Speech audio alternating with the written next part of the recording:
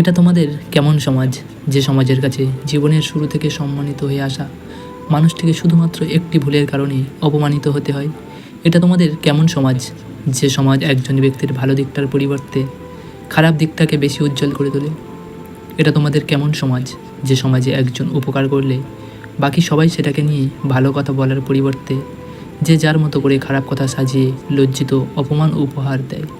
এটা তোমাদের কেমন সমাজ, যে সমাজে কোনো ব্যক্তি বিপদে পড়লে তার সামনে গিয়ে সবাই তাকে সমবেদনা দেখায়, কিন্তু আড়ালে গিয়ে তাকে নিয়েই আবার সমালোচনা করে?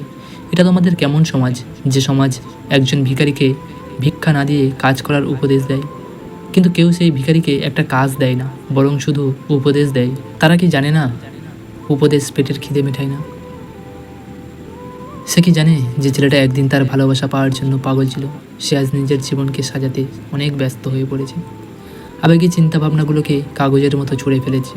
সে কি জানে যে ছেলেটা তাকে এক পলক দেখবে বলে ঘন্টার পর ঘন্টা অপেক্ষা করত, সে ছেলেটা আজ নিজের জন্য সময় খুঁজে পায় না, দিনরাত ছুটে বেড়ায় ভাগ্য বদলানোর রাস্তায়? সে কি জানে যে ছেলেটাকে সে একটু আঘাত দিলে ছেলেটার চোখ দুটো জলে ভেসে যেত, আবার তার মিষ্টি কথায় ছেলেটির মুখ হাস্য উজ্জ্বল হয়ে যেত? সেই ছেলেটা আজ কান্না লুকিয়ে হাসতে শিখেছে, নিজের মনকে নিজেই সান্ত্বনা দিতে শিখেছে? সে কি জানে ছেলেটা আজ হাজারো চিন্তার মাঝে দিন শেষে ক্লান্ত হয়ে যখন বাড়ি ফিরে বিছানায় মাথা দেয়, ঠিক তখন মেয়েটির কথা একবারের জন্য হলেও স্মরণ করে আর দীর্ঘশ্বাস পেলে, অনেক বড় দীর্ঘশ্বাস। জানো তো, আজ রাতে অনেকটা সময় ধরে তোমাকে দেখলাম তুমি তোমার স্বামী আর ছোট মেয়েকে সাথে নিয়ে একটি বিয়ের অনুষ্ঠানে এসেছো। সেখানেই তোমার সাথে আমার দেখা।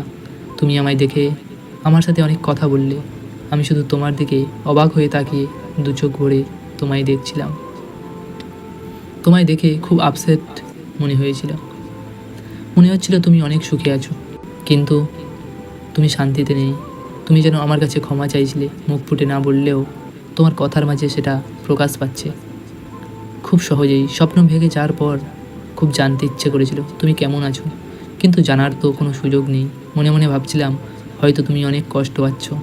সেই শেষ রাত থেকে এখন পর্যন্ত মনটা ছটফট করছে, কিন্তু উপায় নেই। যেখানেই থেকো ভালো থেকো।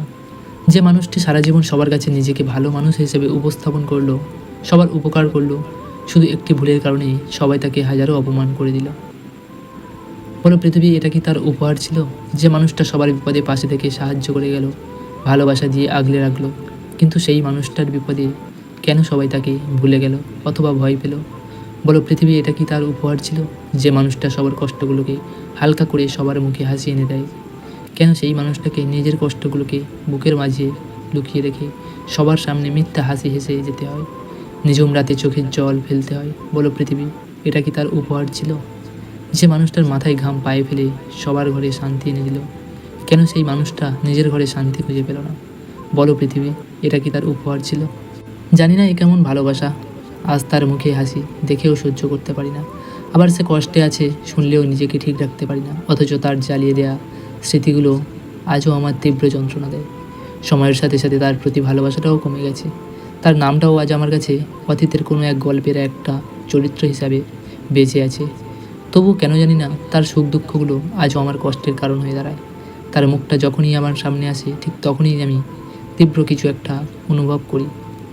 এই অনুভূতিটা ভাষা দিয়ে প্রকাশ করা অসম্ভব, হয়তো এটা আমার দুর্বলতা। শুনেছি সে যখন আমায় নিয়ে কারো কাছে গল্প করে, তখন সে গল্পে দাড়ি কমার পরিবর্তে নিজের হাসি ব্যবহার করে। আমিও যখন তাকে নিয়ে কারো কাছে গল্প করি, তখন সে গল্পে দাড়ি কমার পরিবর্তে দীর্ঘশ্বাস ফেলি। ঠিক এটাই আমার আর তার পার্থক্য। সে পায় আনন্দ আর আমি পাই কষ্ট।